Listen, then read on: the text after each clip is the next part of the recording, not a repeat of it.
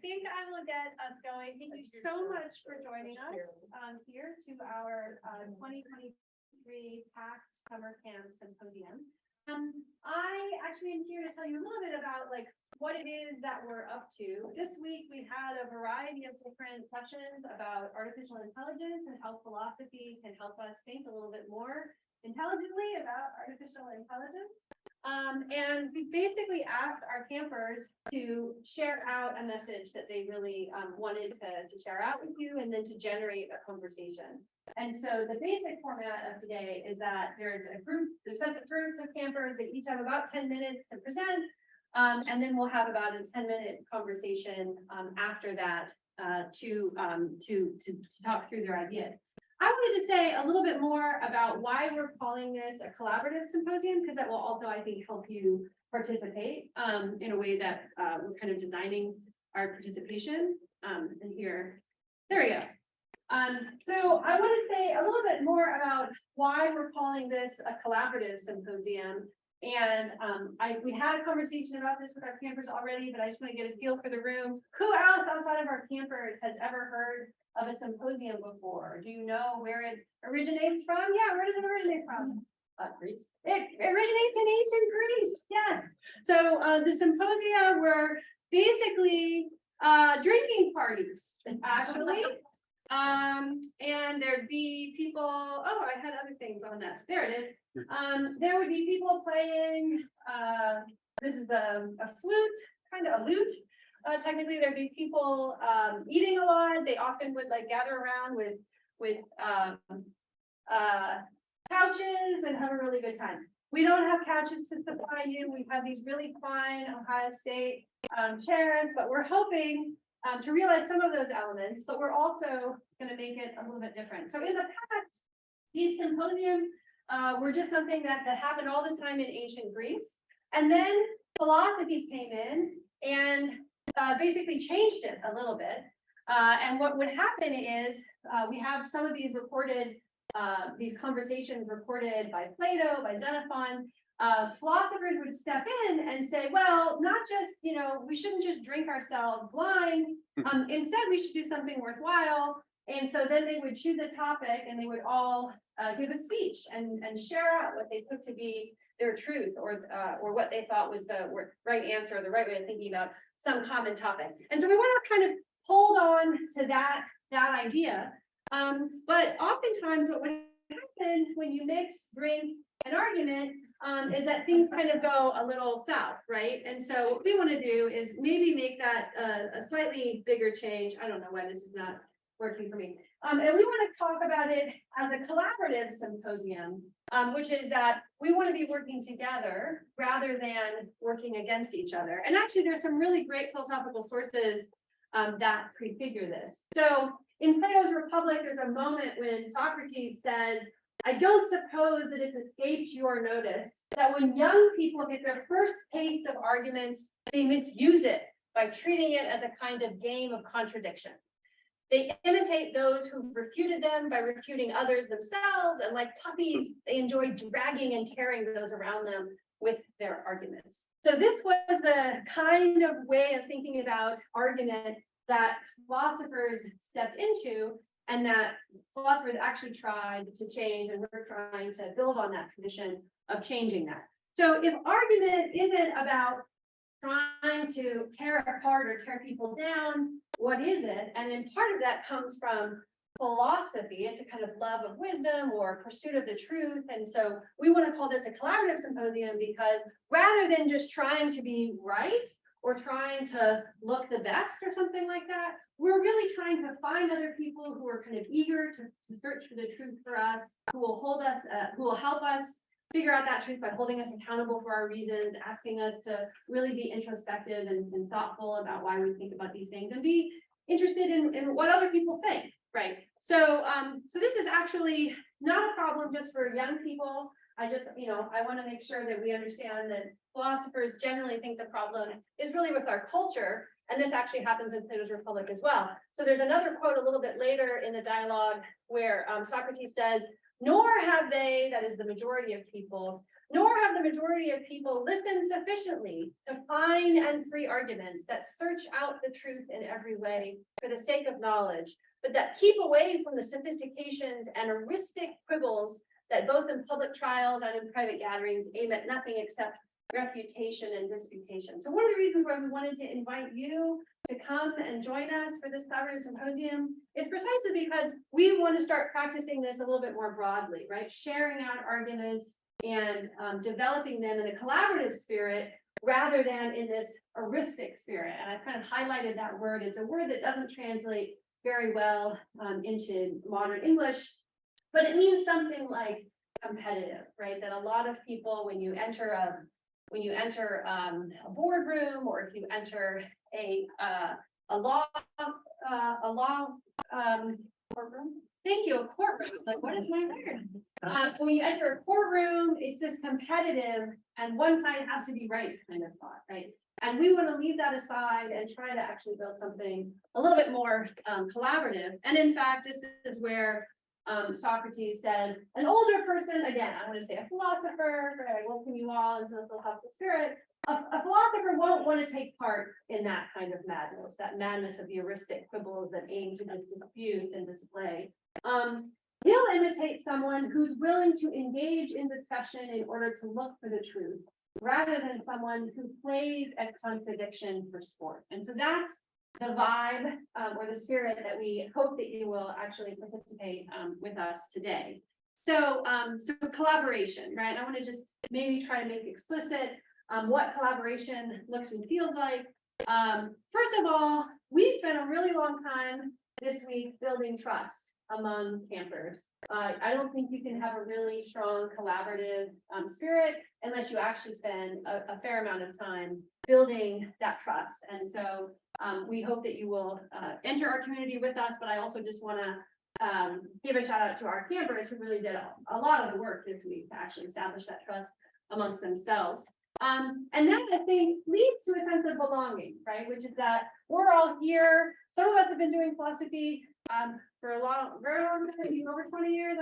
Some of us are doing philosophy for the first week, right? But we all belong here. We are all actually philosophers when we engage with philosophy. And so we all belong here. And therefore, I think that kind of opens up a spirit of creativity, right? That so often, if it's always the same people in the room, you're always going to get the same thoughts. And you get greater creativity and I think possibly greater possibility to actually discover the truth when you have people who feel like they're invested.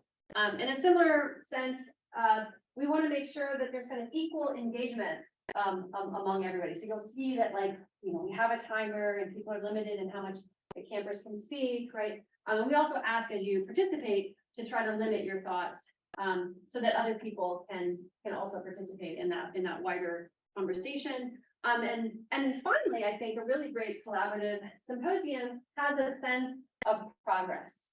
That the reason why we're trying to collaborate is that we think there's a wisdom in many minds, and that we're more likely to actually grasp the truth or hold on to the truth if we have this vigorous effort to examine that with each other. So we really hope that you will collaborate with us today along those lines. Our first presentation, I'm super excited to introduce, is a presentation that's called Can AI Create Art? Can AI Make Art?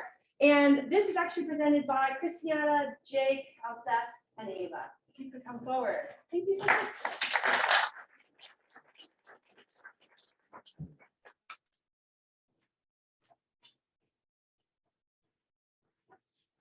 I'm really enjoying our time at the museum today. Yeah, I like this art. I can tell emotion was put into it and it can feel a certain way. Well, it's not that impressive. AI can make art in seconds. What even is art? Well, to me, art is anything that can be formed, anything that can be formulated, interpreted, and has some kind of meaning to be art to me. Like all of these, you determine the shape, the color, the texture, the style, and you just consider that art. So if AI can simply make simple formulism art, then AI can make art. To me, this is art. These are 3 original pieces. One on the left, it makes me feel kind of suspicious, a little bit intrigued. The one in the middle is colorful, makes me happy. The one on the right is kind of ominous, makes me a little bit fearful. These pieces were made by artists who had emotions, and they make me feel emotions. This to me is not art. It may look nice, it may be appealing to you, but it was made by a computer in just a few seconds. There was no emotion, no forethought put into this piece. It was just generated with a computer algorithm. I believe that art is institutional, and it depends on what the institution the art world decides is art. And by the art world, I mean like art experts, art historians, museum curators, and just any groups of people that come together with appreciation for art and decide something is art. And so this is a very academic side, and it's called Fountain. And it is art because it was made by a famous artist, and it was shown for a committee of artists, and eventually accepted into the art world. And it is now in a museum. I believe this middle piece is art. It's a cave art on a stone, and it's thousands of years old. And because it's so old, we can't be sure exactly what it was made for, and if people who made it at that time would have considered it art. But because art historians say it's art, and because we find it in art museums, then it is art. So this is sunflower seeds. It's a room filled with lots of porcelain sunflower seeds, and visitors can walk on them. And some people might say that a bunch of seeds is not art, but it is art because it's made by a renowned artist, and the curators in the museum accepted it as art. And so any AI art in this art museum is definitely art because our experts accepted it as art, and therefore it's in the museum. Art has no essence, and there is no true definition as it is subjective for everybody. The same rule applies for AI art, as if you believe that it is art, then it is art. AI now has the ability to make art at the same capability as humans, and it can be considered beautiful just as human art can be considered beautiful. And I believe that beauty is in the eye of the beholder. I think that we are fighting over something that is just personal and subjective. Okay, so I want to open up our discussion with a little bit about these three pieces and talk about them. I personally do not believe that AI can make art, but these are three pieces made by a French painter, Aveline Leblanc. She was born in 1978. She's known for her layering, her styles of art with nature, birds, and moons. She's had exhibits throughout New York, Tokyo, Paris. She has La Prix de la Lumière, which is a French award for the use of light in her paintings. But none of that is true, and ChatGPT told me all about her and said fake art, and this is AI art. So what do we think? Can AI make art? You guys can answer. Yeah. I just want to call in question the statement about because a museum curator or a group of artists deciding something's art. It's not necessarily art for everyone else. Because that's forcing someone else to agree. This is art. It can be art to them, and they can go on display. That's great. But I wouldn't necessarily think that urinal is art. But if it's in our museum as part of a display about different pieces of furniture or a collection of pieces of various Americana in a certain time period, then I can understand it being considered art. But not just because it's not a figure. I think it's based on the set. I think it's pretty subjective. One person can think it's art, but that's just the whole idea of it. It's more of a tool, right? I mean, if you use AI, it's just like a brush, right? So to me, it's just a tool, meaning unless the AI is making the art independently of any other input, I think that that's true. A different debate, right? So this is no different from when you see people using spray cans or graffitis, right? Or tomato cans, right? Is tomato cans just because now they're inside a museum, is that art? That people think they are. So to me, I think AI can be viewed as art because it's just a chemist, right? It's just a tool for somebody to express their vision, and they just choose to use AI to express themselves. Well, if an AI is made by a human and this art's made by AI, isn't this like relatively made by a human? If it's I can- programming. I made Tell by a you human. something. A person who makes a chess AI doesn't necessarily mean they can beat their own chess AI. No, but they have to know how to play chess to make the programming for it to make chess. So the True. human that made this has to know how to make that art, to program that AI to make art. Does that mean that the person who made the AI is the only artist then, not everybody else No. can step in? Well, No, the- yeah. the person who made the AI is not necessarily an artist, because that's not how the AI's programming works. True. I'm pretty sure they're taking Wait, what? like. Yeah, Yeah, it's they're fed an a bunch of artist. art, and then we're Make only it learned about fun. neural networks. Yeah, but I'm just saying is when you're saying that the person who made it, what do you mean? Are you saying that they're the artist because they made it or because it's a No, tool, or? I'm just saying that, like, without us or without other artists, like this, you could probably find a lot of art that looks similar to this.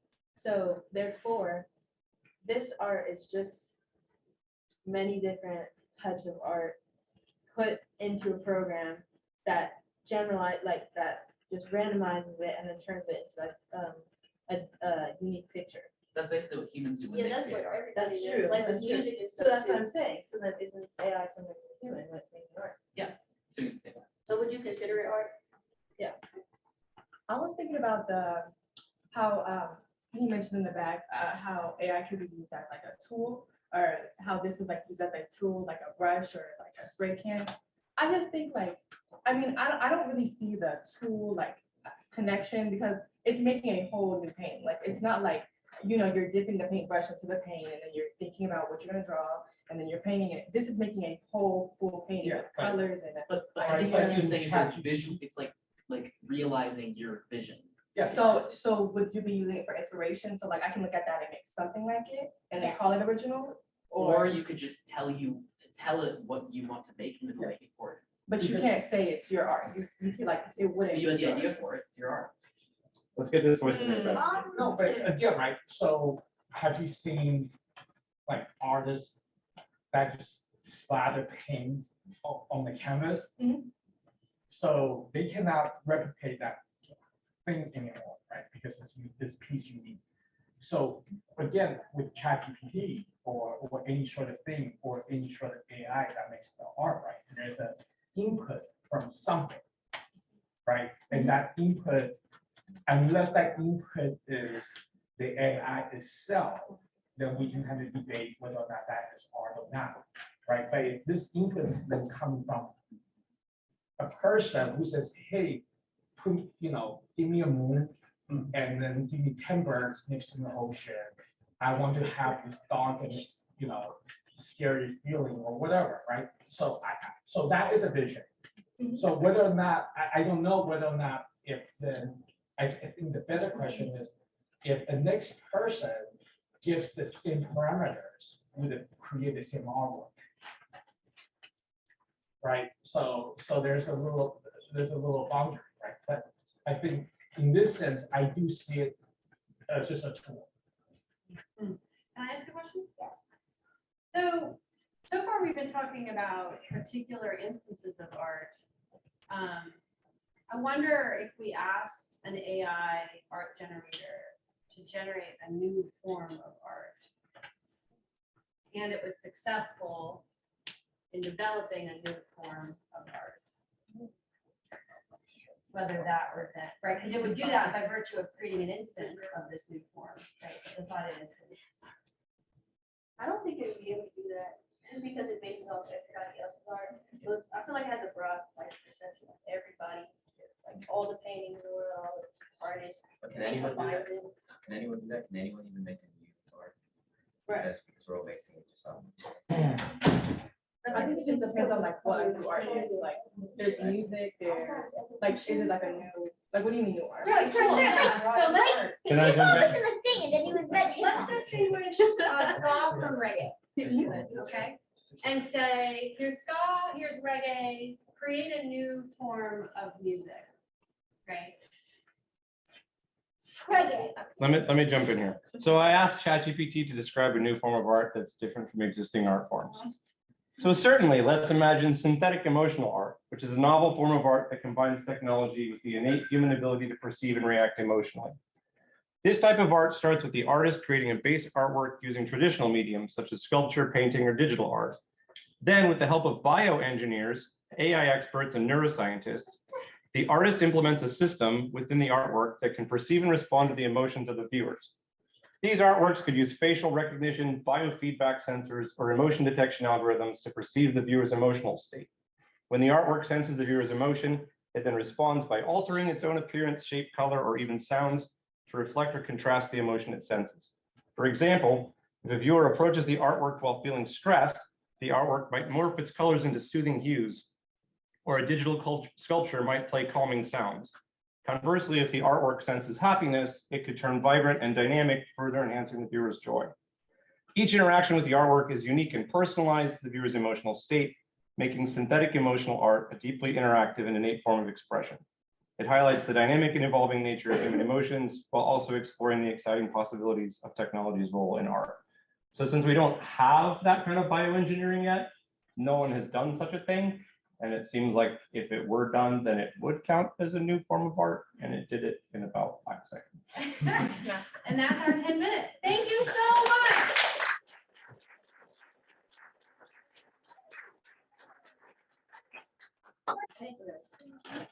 Welcome, ladies and gentlemen. My name is Nia. This is Noah. That's I.E. And they will be arguing whether or not algorithms should be used in criminal sentencing.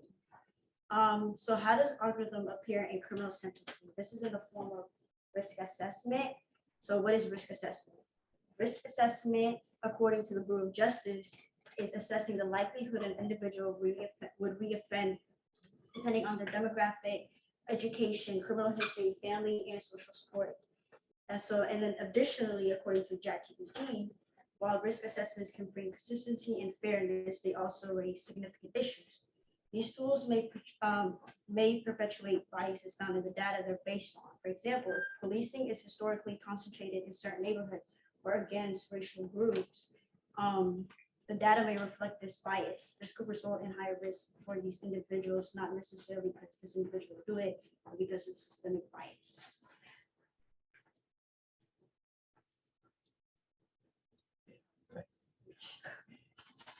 And so this is what low risk assessment looks like. It's just like a number given to individuals, and then that's given to the judges to assess whether that person should go in jail or not. And then we'll start a debate with Noah. What is bias?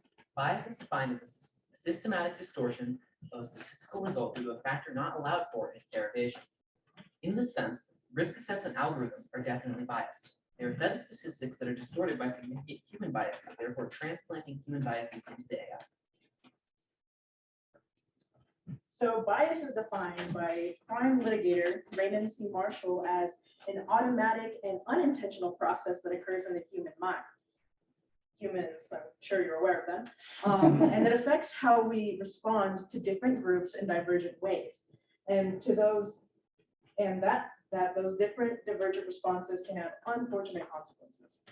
Because of the origin of bias being solely developed and based in the unique individuality of a person's experience and perception, it's impossible to emulate that in a new way that is also unique, that only follows the concept or general idea of that isn't just copying and forwarding the same statistics where it got from. So can algorithms be biased? Yes, algorithms can be biased. While algorithms may not be biased in the exact same way as human beings, they may be based upon biased data sets.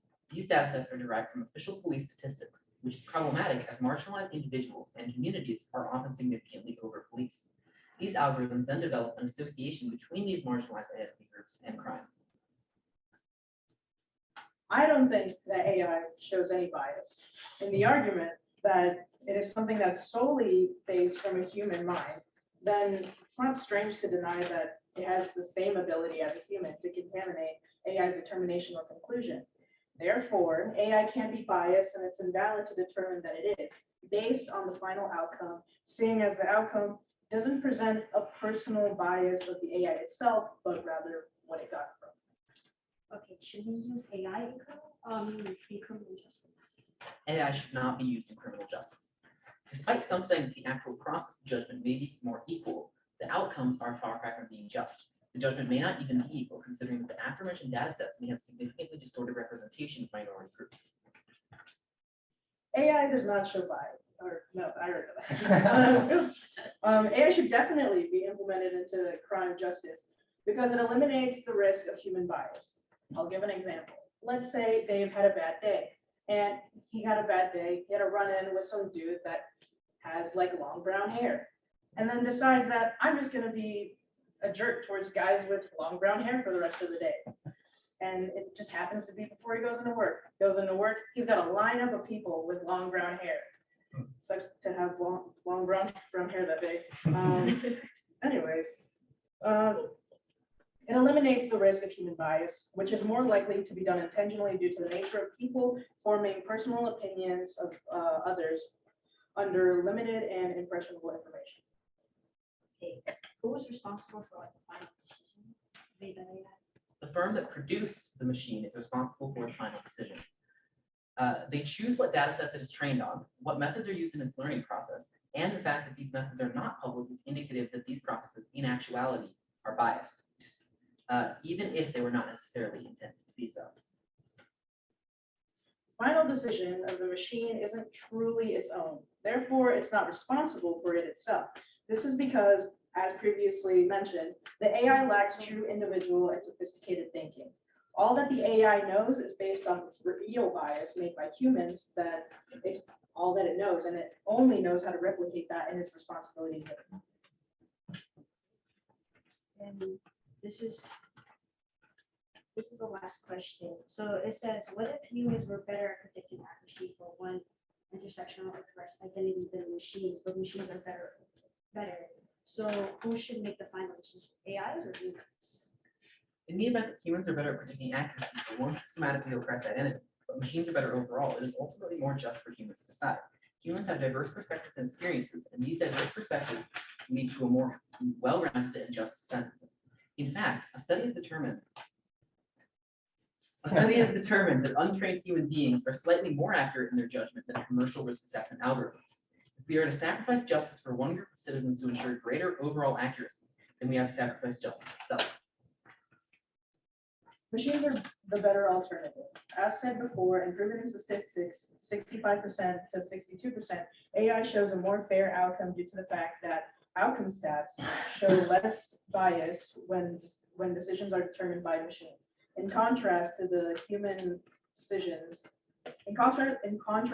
decisions, AI is significantly less likely to project a personal perspective into the final decision in general. And then a question for the audience is, who do you guys want to be making the final decision for? People going to jail, AIs or humans?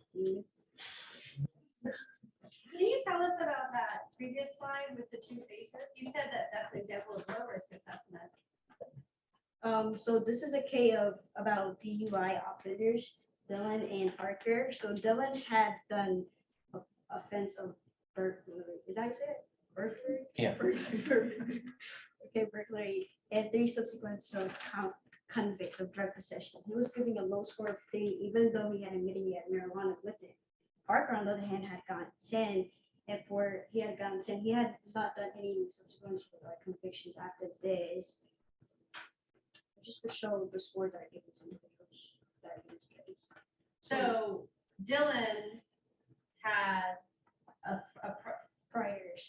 Dylan had not only priors, but he also wound up reoffending. Whereas Bernard had priors, but then did not reoffend.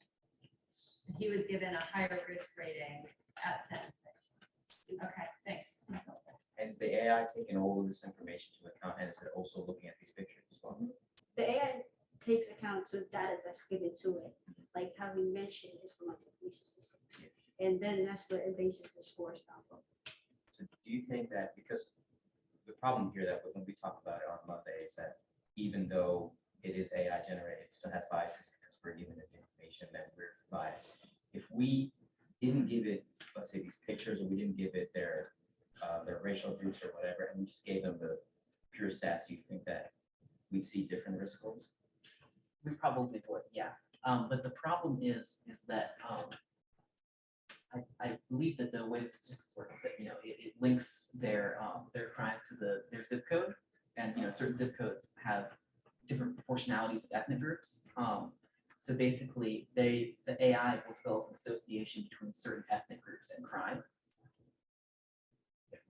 I think that's true of this case. Race was not explicitly in the pictures, of course, weren't processed. It was the zip code that was the problem. Yeah, and the companies that make these algorithms will not publicize the way that they train them. So do you think that zip codes, like it's important to give zip codes? I honestly just don't think we should be using these AI algorithms. Maybe we should, but giving them zip codes, essentially, I think the idea of that is that, like, you know, certain areas have higher crime. But the problem is that oftentimes areas of higher crime are also usually heavily over-policed, and usually are also areas with a lot of poverty and ethnic minorities. So basically, the AIs, the people who are of those ethnic groups are all more likely to be criminals. When you're saying that there are higher crimes, you're talking about reported, you're talking about Reported not crimes. even reported crimes, you're probably even talking about convicted crimes, right? So there's any number of additional, like, white collar crimes, crimes that are basically not detected Right, yeah. in other communities. And so we don't really know what the proportion of crime is across.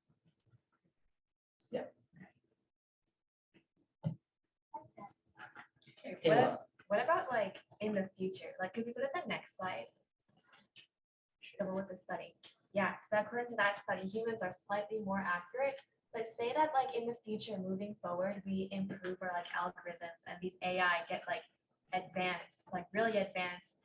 It's totally possible for the AI to become like a better like judge than the human.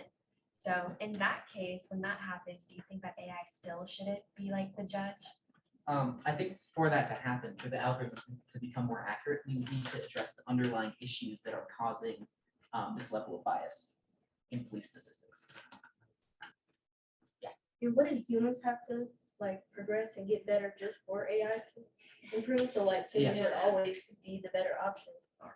I mean, yeah. So apparently I'm playing AI advocate today. But so it seems like one of the nice things about the AI model is that once we do detect a problem like the zip code thing, then we just yank out all the zip codes. And then now it's going to run differently. So even if it takes us a while to kind of get to this point to optimize the algorithm, we can fix it in a way that we can't fix human biases. Go back one slide. Right. So we know that there's pretty deep-seated psychological tendencies in humans to associate us-them relationships, and whatever the us-thems are very hard to overcome, which is why the bias problem exists in humans as badly as it does. A nice thing about this algorithm thing is once we figure out where that's happening, we can try to correct for it. And if we do successfully correct for it, then maybe we can fix it in a way that we can't fix it for humans. But can fix that considering these machine learning processes are based upon building associations? Yeah, so I mean, it's just about getting your data sets right.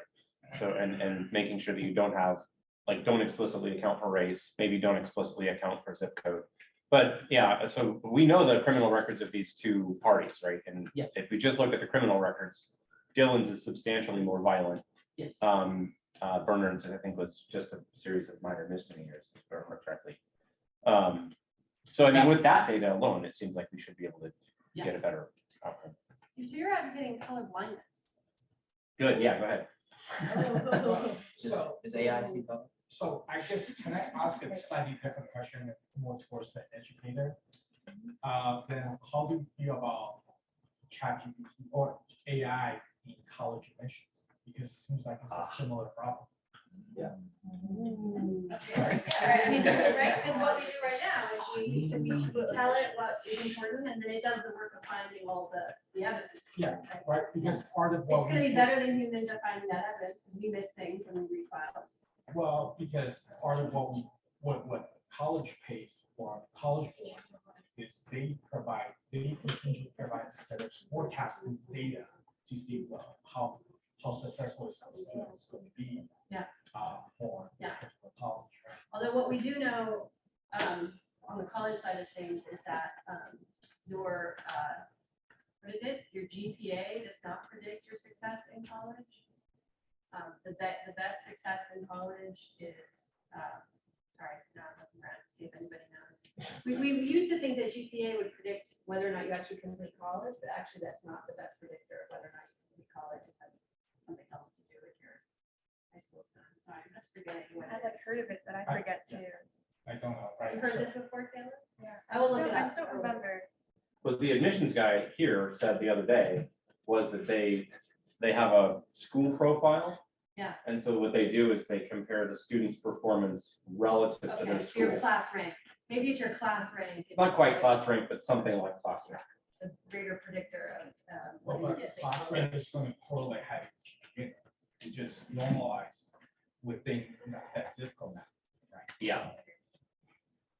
Or your, sorry, not just your GPA, your test scores, and national test scores as well. National test scores do not predict whether or not you finish Well, college. I think the national test scores do not, right, but the college board, I mean, again, right, I think their value, Those is AP tests? no, those are SAT second. Yeah, oh, okay. But I think their value is to provide statistics on certain attributes and how well they Yeah. pass. Now I'm stepping outside of what I know. So I want to give another example of human bias. So this is an article from Scientific American, which says lunchtime leniency. Judges' rulings are harsher when they are hungry. Yeah. This is from Scientific American. That's for real. And this has been validated. And the question is that this is the kind of bias that we do not expect AI to have. There is no hunger in it. So it kind of bolsters the point that in certain cases it might be beneficial to use AI. Let's take this one more question and then we'll wrap this up. I was just gonna say, there may be more guidance provided by the Supreme Court when they issued their decision. with Yes. the Case brought by Asian Americans for discrimination against Harvard and other universities. It's supposed to happen in the next few days, right? Yeah. Thank you, team. All right, our next group is a group that's asking the question, is it ethical to create sentient AI? Can I ask Victoria and Ali to come on? Hello, everyone. My name is Hello. Ali, My name is Victoria. and our presentation today is on the question, is it ethical to create sentient AI? So based on what you know, and no information given to you right now, I want to say show of hands. Who thinks, yes, it is ethical to create a sentient AI? Put them up. How sentient? Well, I'm not gonna tell you yet, we're gonna get there. 1, 2, 3. I mean, yes. Raise your hand then. You had 6? 7, and then no. So if you ever read the Murderbot Diaries, that's basically sentient AI for you. I think that was 10. So as of now, we have no, bigger number for no. Okay, so now we're getting into what he's saying. What does it actually mean to be sentient? We talked about, this past week, it really means to have both of these things, both being self-aware and phenomenally conscious. And what we define being these things are self-aware. First of all, we as humans are obviously self-aware. We know and understand who and what we are. We have an understanding of our own position in the world and our environment. We understand our thoughts, feelings, and actions. It's just the idea that you are you and you understand that you are you. And this study that I read earlier that said that humans tend to start being self-aware around 18 months. And we watched this video where babies look in the mirror and they have a spot of paint somewhere on their face. And whether or not they try to wipe it off means they understand that they are them. But if they don't, then it's a bit murkier. Yeah. So we define being phenomenally conscious as the experience, like what it's like to be you. So how the world appears to you, how you have memories, how you feel pain. Like if I look at this pen, it's gray to me. That's what my experience of looking at this pen, but someone else may look at it and it may look purple. That's Purple to you, gray to them, because they were taught that gray is purple. That's it. and that will be their experience. And these two pictures are from, well, movies that neither of us have seen. But this is the Will Smith one that I've seen a lot of videos about, but you can see that that robot on the left has, its eyes are kind of different. And then what's that one called? Excellent. Yep. I don't know what it's about either, but. Oh, and then, but we're talking about this now because ChatGPT, which is going on now. Today, we asked it a question and it spit back this response that kind of confuses it. It says, as an artificial intelligence, I don't have feelings, personal experiences, preferences, so I don't have a favorite color. So we asked it its favorite color. And we kind of thought, I don't really know. Does this mean that it's self-aware, or does that mean that we've programmed it to give this, to spit out this answer? Because if you ask it any personal question, it'll give you the same words, just replacing that. So we'll talk about that later. Programming. Okay. You're gonna explain the pictures too, right? I'm gonna be taking the stance of it's not ethical to create sentient AI. So my first point is technological employment. So let's say these AI are sentient and they're aware of their job, they're aware that they have this thing they have to do every day that they're programmed to do. If they are sentient and they're self-aware, they know their place in the world and they can feel, they may eventually become bored or they may grow to resent that job. And at that point, it can be looked at as forced slavery because they don't want to do that job, but they're programmed to do it all the time, every day. That's their purpose. My second point is humanity. So once we have these robots doing jobs, whether or not like how many of the jobs they're doing, what jobs they take over, is kind of like a different conversation. But when they're taking our jobs, what are we left to do? Because working is a big point of what makes us human. Whether we like working all the time or not, it's something we do. And then my third point is Kantian ethics, which basically states that you shouldn't use somebody as a means without their consent. So how are we going to get consent from robots when we're just programming them to do these things without, considering do they want to or not, if they are sentient? These pictures are from old childhood show I used to watch, and it's about a robot who was programmed to save the world, and her whole point is to protect humanity, but she has the urge and the want to just be like a normal teenager.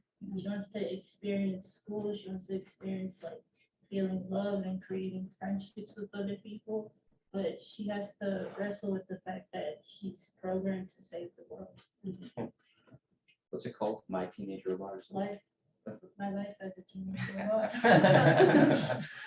Okay, I'm taking the stance that yes, it is ethical, and this is a nice picture. First point, improved efficiency and productivity. The way I thought of this is, and it kind of happens now, but I guess with a sentient AI, it's going to just boost exponentially. The fact that AI could help companies become more efficient, a better supply and demand chain, or they get rid of or add jobs that need to happen so that a company can achieve the most, whatever, capital gain and whatever. Number two, companionship and connections. And this one is really interesting because imagine you had a friend who was a sentient AI robot. How different would they be from a human? And more professionally, you can think of elder and child care and how a robot who doesn't need any rest, who's going to be doing it willingly, can take the best care of a child, which is kind of scary to think about, but it could be really good, or an elder person. And a really good, we had a hypothetical situation that we talked about.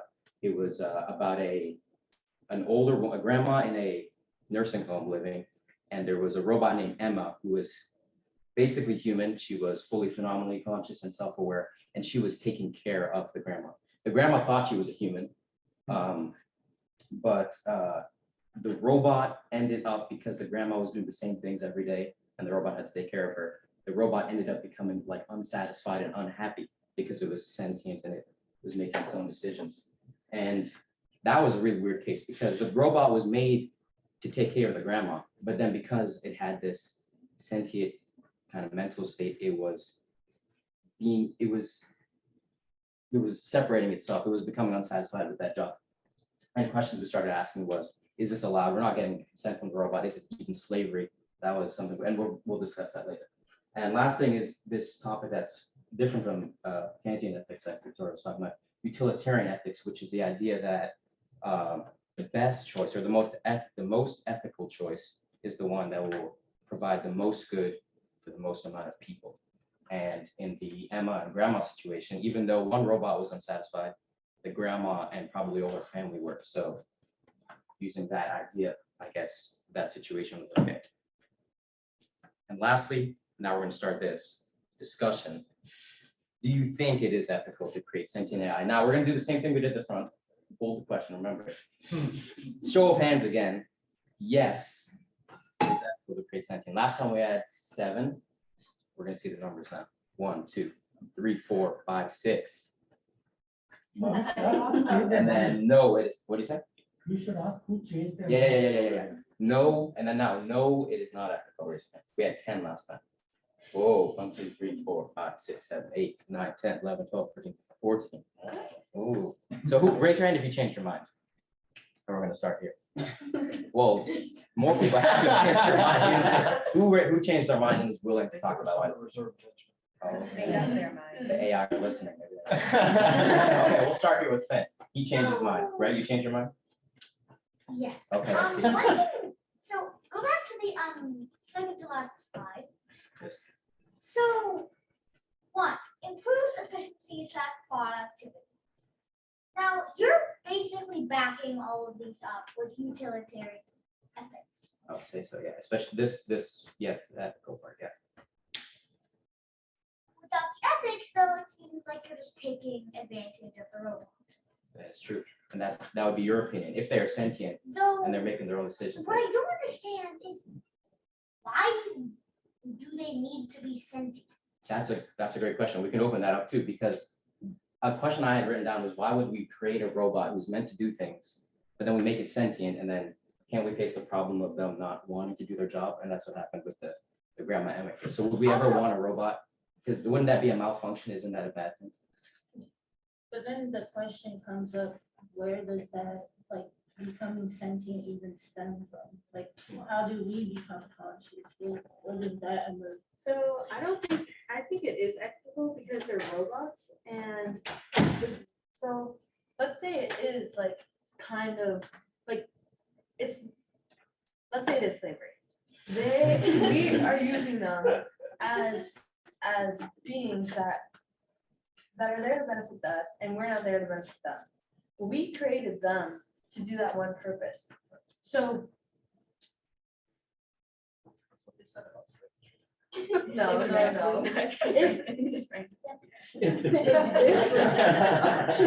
If we let them become sentient, where does the discipline go? What's stopping them from taking over us? Because they're better than us. They're stronger than us. They're smarter than us. They're more ethical than us. So if we make them sentient, what's stopping them from taking over? That's true. So you're saying it is not ethical? We shouldn't do this? No, I'm saying it is. We We should let them take over. We No. should. Argument I'm is saying- that we're making them sentient to begin with.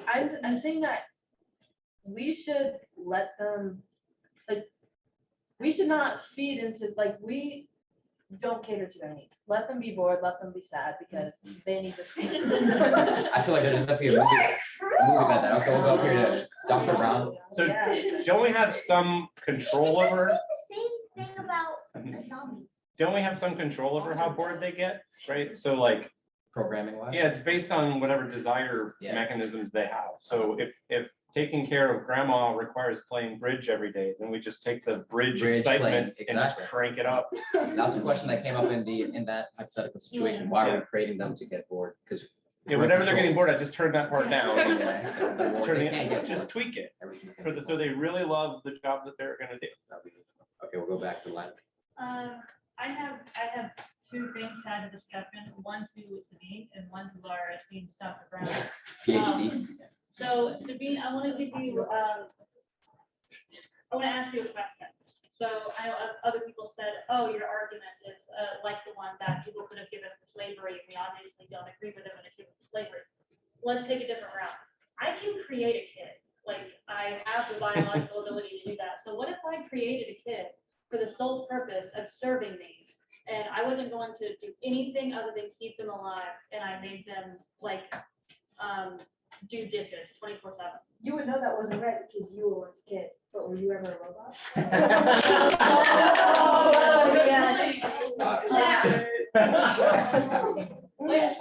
mean, if their life was slavery, would they like it? Oh, Maybe. but I also Yeah. wanted to say, so that adds the question, your response is just like turning down the boredom. Yeah. Is it right to go in and change the programming of an AI after they're sentient? Wouldn't it make them happy? Yeah. Well, then that's where we. I have a different point for Yeah. So if you change the bit setting for the AI, if AI is sentient, they would know that scheme has manipulated it, and they would turn it back down. Would they have the power? to do Oh, that? Well, artificial. so you just take that like uppity snob and turn that. Sentient. I think he's got a hand up here. So are we equating sentient with humanity? That's Because it. if we are barring different worldviews and just looking at as life as human, once they become sentient, if you turn them off or if you disassemble them, is that killing them? That's it. I have that circled right here. I said, do you all think that destroying a sentient AI would be murder? Because if they're, no, who said no? What? What I want to say in response to like what you raised, Sabine, is that just because AI and humans are made out of different things does not mean that we cannot look at it as another form of life or a new species. Like, for example, when we talk about like aliens or things out there in the universe that we don't know exist, would we still call them life forms? Yeah, they're not like, they may not have the same functions as humans, but they're just another form that results from life in general. But isn't the whole form, like, purpose of life is that they're made out of cells? Yeah. They have like life processes unlike robots. They're not made of cells. Yeah, well then we can look at humans creating it as like a new life form, just something new entirely. And we were the ones who created Not that. AI, I it's not life. support that aliens, you compare it to aliens, but obviously there is, well, I don't know if everybody agrees, but I think that there's definitely other life out there. But at the same time, alien is theoretical, like, nobody knows for sure that there are aliens. So are sentient robots. No, Well, no, AI. Well, we Sir, don't like, know what if kind our of aliens do you want? Aliens are just bacteria. There's a 99.999% chance that out there somewhere. True. You have a large region. Okay. We are out of time. Thank you so By the way, much. Mr. All right. I'm not, this is a group.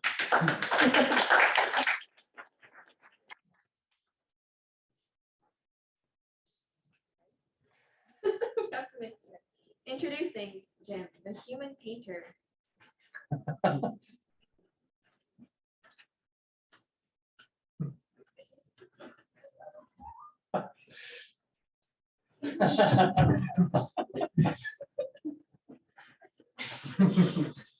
Hey, everybody. Oh. Welcome to the year 2100. This is a futuristic, ultra-modern world in which AI have been especially advanced and they are able to pose a threat to change society and like the state of the economy. Currently, mega corporations have developed advanced AI bots for specialized fields, and previously human jobs are at risk, like what we just saw with Jim. It's not just a few jobs that are being threatened by advanced AI bots, it is all jobs. We are currently seeing in this world mass tech unemployment from technical to creative, low skill to high skill jobs. They're all slowly being taken over by these bots.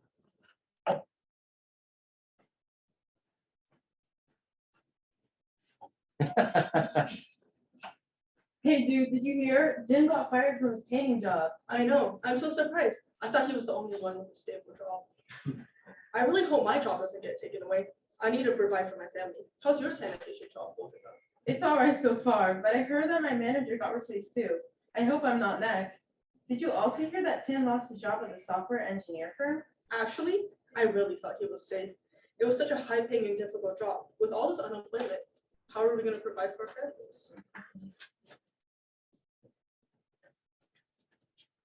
In response to all these high unemployment rates and the people's unrest and unhappiness, the government has prepared a new policy, universal basic income. So please welcome presidential candidate Yang up to the stage as he introduces this.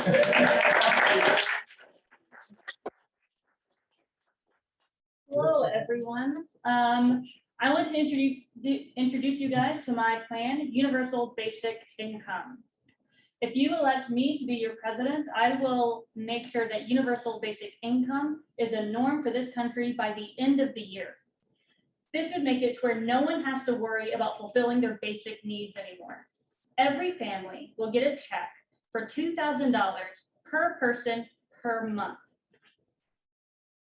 Social standing and wealth are ignored. UBI comes along, poverty gone.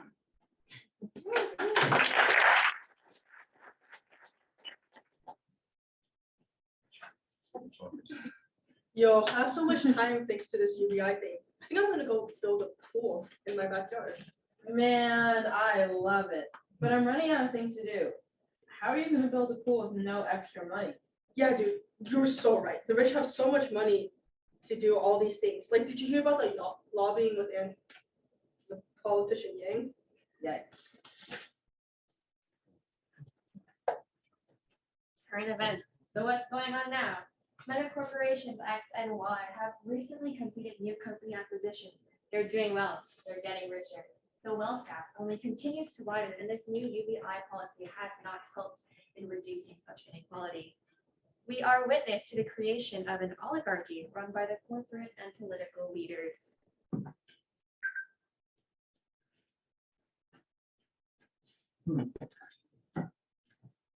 Dude, this UBI thing is great. I went from having to do nothing to having to do nothing. I still get so much money. Oh yeah? Well, I have double the amount of money. Plus, I'm planning an exploration. What? To where? To Mount Everest. I'm planning an exploration too. Really? To where? The wreck of the Titanic. That sounds like a great idea. I also started paying politicians and lobbying groups. This would help a lot in my favor. Of course, nobody would know about it because it's always been like this. Consequences. Let's recap a bit what just happened. AI have become very technologically advanced, and they have gained the ability to take over a multitude of jobs from low skill to high skill. Thanks to that, the government implemented the UBI policy, which, as we saw, works to provide everyone with the same amount of income monthly as payment from the government. Despite that, it doesn't lessen the wealth gap. In fact, it only furthers the inequality as the leaders of these corporations gain more money from all their advanced technologies and from what they're doing. And the working class can't be a part of that. Afterwards, we saw the creation of this oligarchy in which the corporate and political leaders are working together. They are consisting, they're like the top of society, and they're basically the ones who are controlling this whole show. So what are some consequences? People are bored, have no extra money. That's thanks to UBI. Don't like the concentration of wealth, and they don't like what the rich are doing. They don't like all this lobbying. They don't like this oligarchy, this hyper concentration of power that is forming. So what do?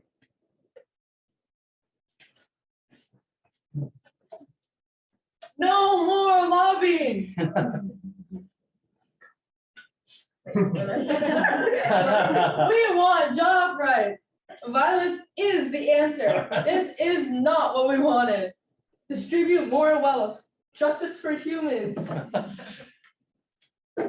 Keep the rich? No, keep the AI.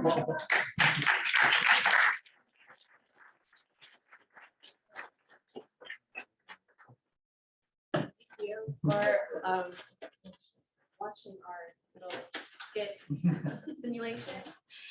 If you have any questions about any of this AI advancement leading to tech unemployment, any of the causes that we've covered.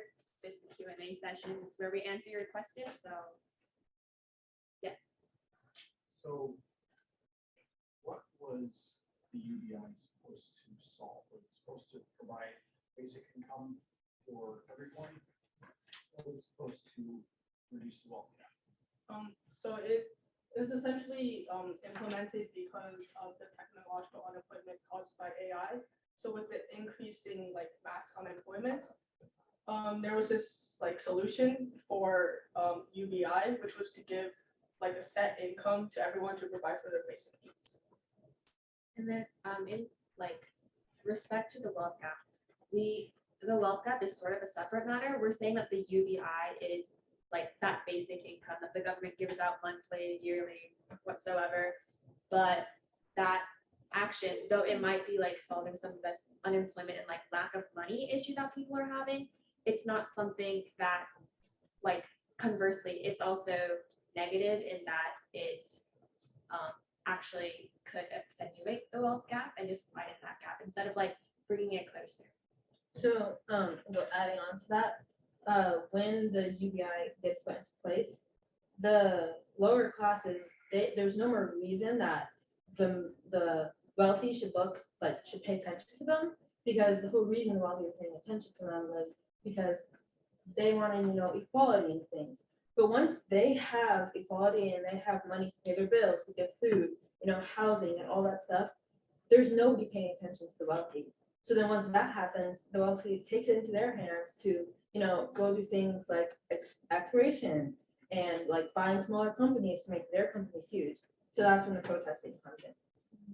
That was hypothetical, a simulation. Yeah. Just to make that clear. Wait, so you're telling me this wasn't based on real events? No. No, I'm not a prophet, unfortunately. I wish. Yes. A good president, a philosopher. A good philosopher president doesn't really worry about the politics too much to be bad. We kind of have to worry about politics. You're in a political position.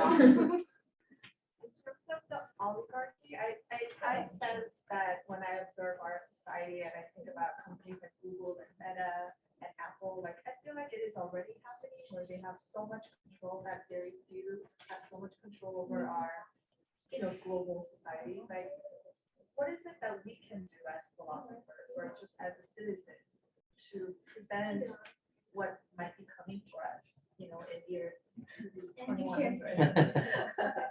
In response to the, in response to that, like already happening, it's true, it is sort of already happening. We see these like great corporate leaders doing their own thing. We said the wealth gap today is only widening, and we were discussing whether the advancement of AI, taking over these new jobs would, like one of the effects of that would be that the issue of the wealth gap just continues to grow, right? So how can we as people like prevent that from happening? Was that the question? Prevent that from happening going in the future. In context to AI, I think it could go both ways. Like it could, like that in response to like the advancement of AI. If we were to advance AI to like that level where it could like take over jobs and stuff, it could like potentially widen the wealth gap as we saw in our simulation. Or there's potential that we have it under control, have it in the areas that we want it to do. It does exactly what we want. And instead of like accentuating that problem, maybe it's used by like the common people. Maybe it's like a tool used by workers. Maybe people take on more managerial positions. We don't really know because it hasn't happened yet. So I'm trying to think about analogies, and I think sometimes philosophy works well with analogies. And I think about sweatshop labor. And I think about the anti-sweatshop labor movement that developed in the late 90s, early 2000s, where we basically as consumers prefer goods that are not made in sweatshops. There's a bunch of how do we verify that it's not made in sweatshops? We have to figure out the institutional mechanisms by which to do that, but we can use kind of consumer power in order to prefer non-sweatshop produced goods rather than sweatshop produced goods. In a similar kind of way, I wonder whether, it's not that we have to stop developing AI, but we start requiring labeling. And then we build a consumer movement where we just prefer human-made products over AI-generated products, and that keeps that business relatively small. There could also be like laws in place, global organizations under the UN and stuff. In the terms of politics, they don't really care about what the people think. Yeah. Especially if, so in this case, when you have a lot of like influence of power, that leads to more lobbying, you get more influence on the politicians, which in turn will influence what the politicians say. And if they say they're for the people, they could just like make it up, say that they're for the people when in actuality they're doing this, their whole like action is just for the I'm sole talking purpose. about content.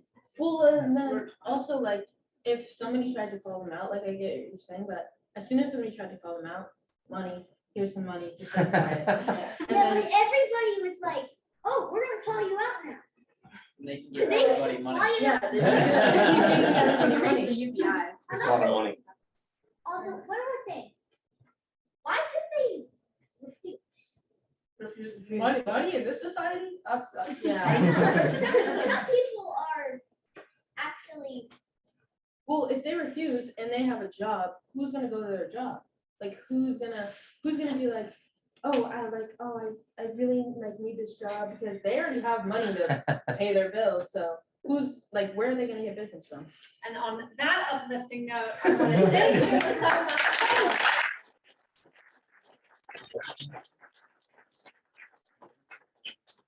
So our last group is entitled Uploading Consciousness, and I wanted to invite up Charlie, Elise, and Isaac. Okay. Hello, my name is Elise, and I am one of the human test subjects for the revolutionary mind upload procedure. Throughout this presentation, I'm weighing the pros and cons of receiving the procedure. My name's Charlie, and I'm the theoretical angel on Elisa's shoulder who will be presenting the possible positives to getting her wetware brand replaced with a hardware brand. I'm Isaac, and I'm the devil on her shoulder who's telling her the negatives of receiving this surgery. Hello. Hello, Elise. I am your doctor, and I am here to recommend a revolutionary operation. In the past, we've been able to upload pictures, sounds, and videos to computers. Now, we can upload your whole mind. You'll have all the same thoughts and memories and functions, but all of it will be on a hard drive or on the cloud, not in your biological brain. Take some time to think it over. So as I'm thinking about getting my brain replaced with this computer thing, would it still be me? I'm just scared that it will change me or something. Of course it'll still be you. I mean, you're the same person if you have the same memories as you did before the procedure. Also, your brain would have the same function. Okay, good. I mean, as long as I still have the same memories from a few years ago, I'm still the same person as I was back then. But what if I lose some of my memories? Yeah, if she loses some of her memories, she's no longer the same person. What if she gains new skills and stuff? Improvements in cognitive functions would change her, as the brain would not have the same functions as it did before. You would still have the same character traits that you did before the brain, as the brain is replaced slowly, piece by piece, over a longer period of time. How do you know her personality would be the same? The hardware being implanted into her brain won't be able to develop at the same rate as the actual brain. So in theory, if my consciousness was uploaded into the internet, would I essentially be immortal? Do I even want to be immortal? That sounds pretty creepy. Well, of course you want to be immortal. While it does seem scary at first, in this procedure, you can choose when you're ready to end your life. You can do anything you want, and when you're ready to call it quits, you can make that call. If you're immortal, you have plenty of time to explore all of the digital life can offer. Explore the expansive worlds, have extra human experiences, the ability to fork and merge your own consciousnesses, and even control time. Elise, what seems scarier to you? Picking your inevitable fate or living in a world full of unknowns? Consider this, Elise. How will you know what's actually going on behind all the wires and computers? While the idea of immortality sounds pretty great, we aren't really sure whether or not we'll have full control over our digital lives. Who will be there if something goes wrong in the real world? Human error is always a possibility. And when lives are at stake, are you sure that's something you want to put your faith in? Those are some pretty good points.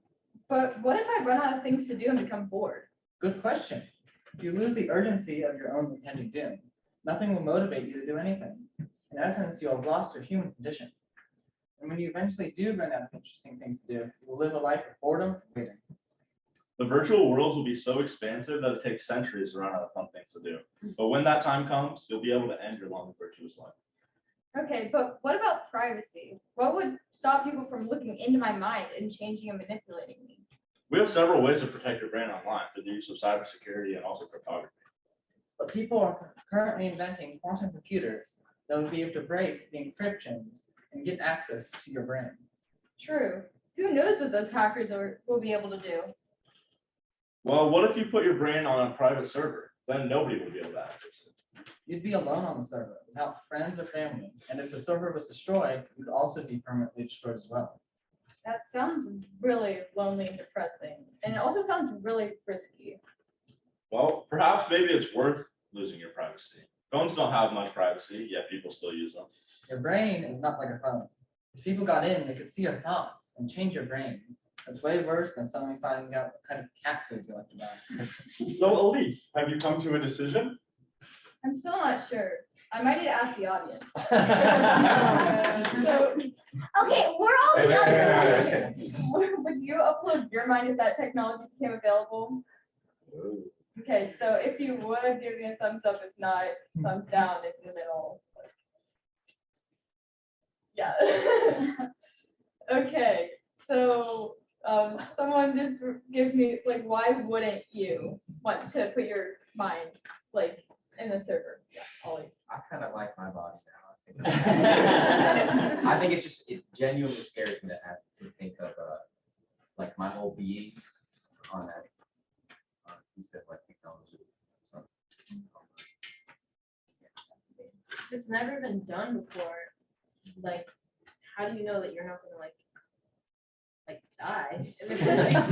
Well, yeah, well, we don't currently have the technology, obviously, so I think probably when we start making those advancements, they would probably do tests on like rats first or something, hopefully. Anyone else have any questions or anything? Yeah. So I see brain as like a living thing, and like my today's experience impacts what I want to do later today or tomorrow. So there's like a neuroplasticity, right?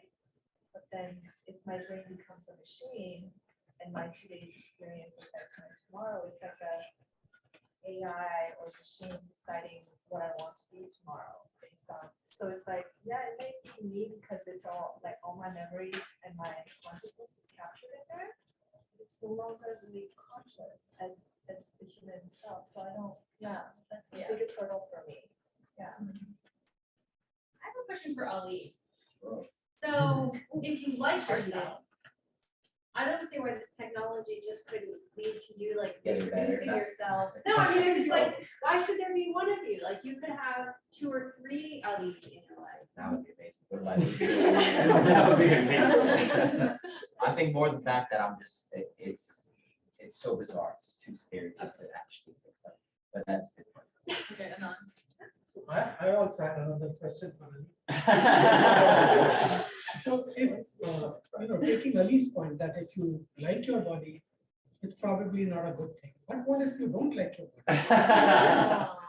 So then would it be, people get old and then they become fail.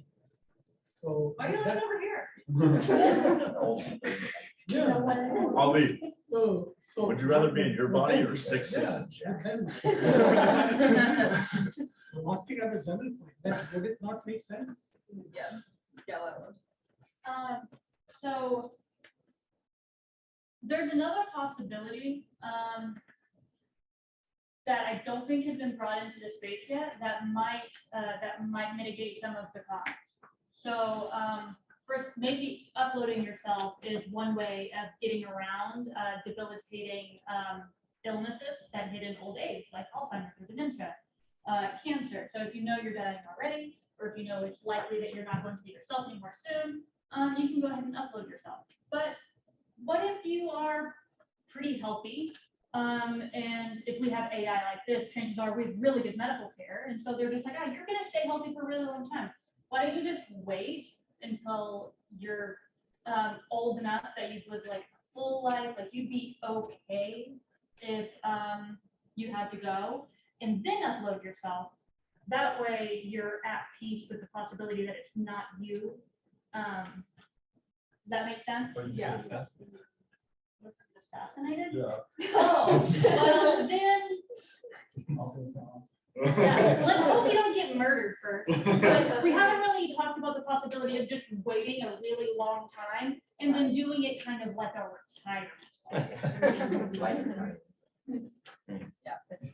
So for me, there's one big pro and one big con. The one big pro is that your whole mind is on the internet. But wait, that's not the pro. The pro is that the internet is going to accumulate to having people on its network. And people could pretty much make VR games, except for you're not in a room.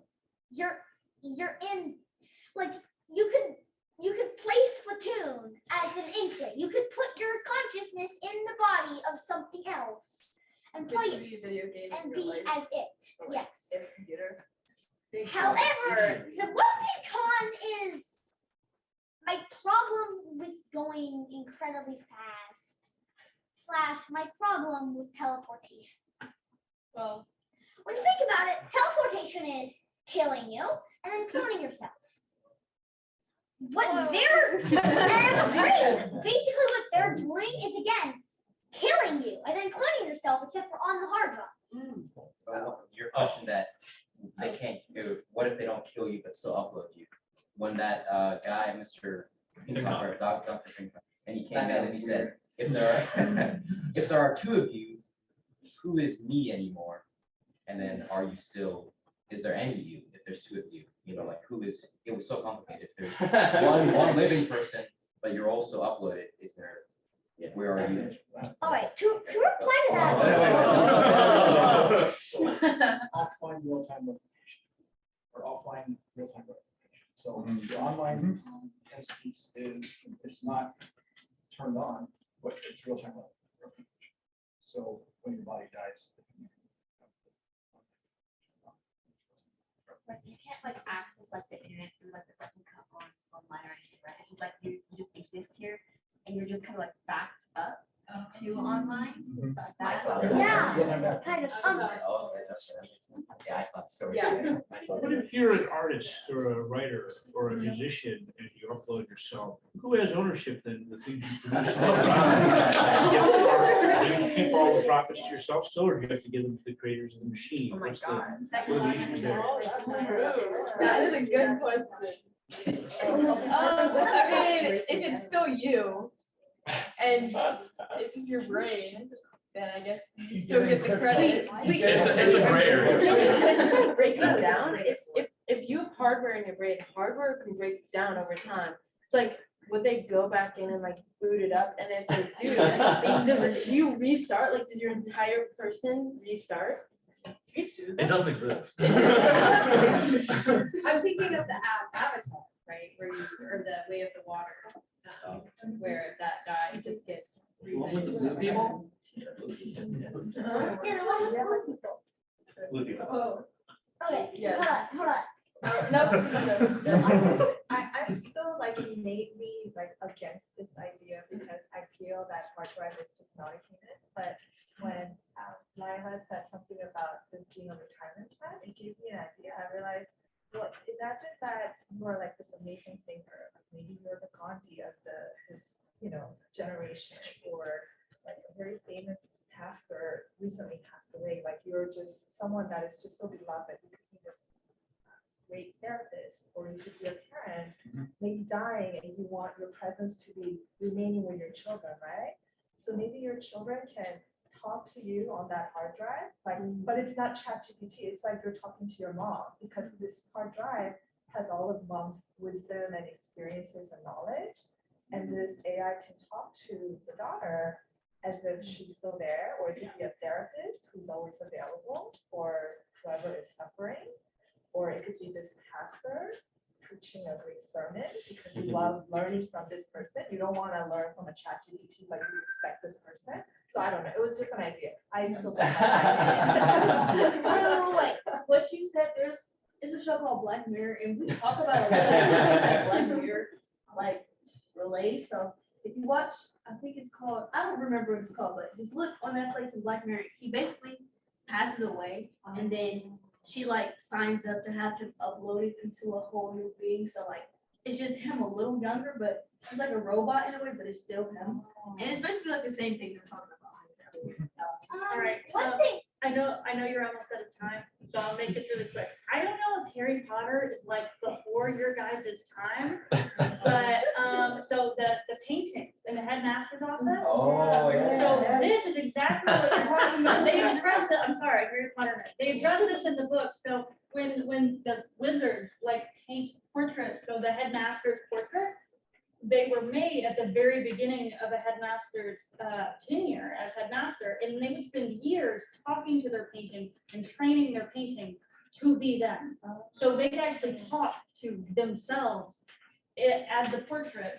That way, when they do die, their portrait has all of their inclinations and wisdom and advice, even though it's not actually them, for future headmasters to benefit. So yes, that's what the Harry Potter universe did for a headmaster. Yeah, we have one more question. But if you preserve someone's consciousness is based on their past experiences. I am not who I was 5 years ago. I have evolved through experience. So if you preserve me, you're only going to get a limited amount of my consciousness. So your futuristic problems I may not be able to address because you outlived my experience. So would it really be helpful? I think it's dangerous. can I go now? I think we're out of time. I think we're out of time. All right, very quickly, let me just talk to you a little bit about why we're doing the camp and what we can learn from it and a couple of things like that. And then we're going to thank some people and then we'll get you out the door. So it's a funny time to be a philosopher. Philosophy is kind of simultaneously timeless and timely, and especially this issue has made that very clear to us, right? Like a lot of the things that we've been talking about in here, different types of ethics, utilitarianism, Kantianism, different notions of what it is to be conscious, self-awareness and phenomenal consciousness. And these are things that philosophers have been thinking about for a long time. And a lot of times people ask, they joke with philosophers, like, what are you going to do with a philosophy degree? Work at McDonald's? And the answer is, actually, there's a lot of things you can do with a philosophy degree, and you can talk to us about that later if you'd like to discuss that. And maybe you should study philosophy when you come to OSU.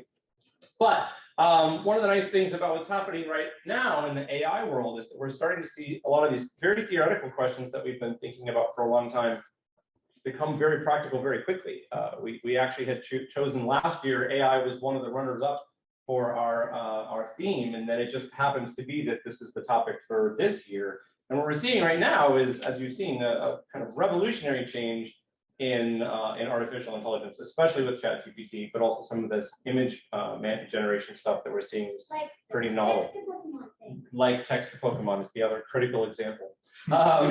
Yeah, so you might notice that in every presentation we had, we weren't really trying to win, right? Philosophy is about argumentation in some sense, but not argumentation like the philosophers, sorry, not the philosophers, the politicians do it, right? We have kind of a dirty name for what the politicians do, and it's called rhetoric, right? And rhetoric is when you're kind of just trying to make your point independent of the strength of what your reasons are, right? And in philosophy, we're trying to understand what all the relevant factors are as best we can. So you'll see in every presentation, we had a representation of multiple perspectives. And so you might think, well, what are we supposed to do then? And the answer is, well, we're not going to tell you what to do. Sometimes it's just not that simple. What we're trying to do is help you understand how complex the problems are. And then ultimately, we do have to make decisions. Are we going to use algorithms in the criminal justice system? Are we going to implement some kind of universal basic income? And we're not going to say like, here's the one answer that makes everything work, because that's probably just not realistic, right? What we need to do is think, if we use AI algorithms in the criminal justice system, what should we be watching out for? If we bring a UBI policy into place, what should we be watching out for? How might we compensate for that? How might we be able to minimize whatever problems do emerge? So I want to just be very thankful to all of our campers. You guys did a great job this week in getting into these issues and thinking hard. I know it was a lot of work, and many times those of you expressed that it was kind of overwhelming. We covered a huge amount of terrain in 1 week. You've been given a very thorough introduction to philosophy as a whole by being able to do this. But I also want to make sure we thank Amy. Did Amy leave? Yeah. Thank you. Everybody say thank you, Amy. Thank you, Amy. Amy was without a doubt the person most responsible for just the details of making sure everything in the camp happened logistically, but also helping with the development of the curriculum and all that kind of stuff. Tyler's on Zoom. Thank you, Tyler. Everybody say thank you, Tyler. Thank you, Tyler. Tyler's one of our. You're welcome. Hey, did you defend yet? Are you defended? I'm defending in like 3 weeks. Okay, so good luck, Tyler, in defending your dissertation. Thank you. Tyler is kind of a topical expert working on ethics and AI, so he was helpful to us as we were building that. And I also definitely want to make sure we thank our graduate students, Lila and Anand and Jacob, for being team leaders and being awesome. And every time balls got dropped, they picked them up. So thanks.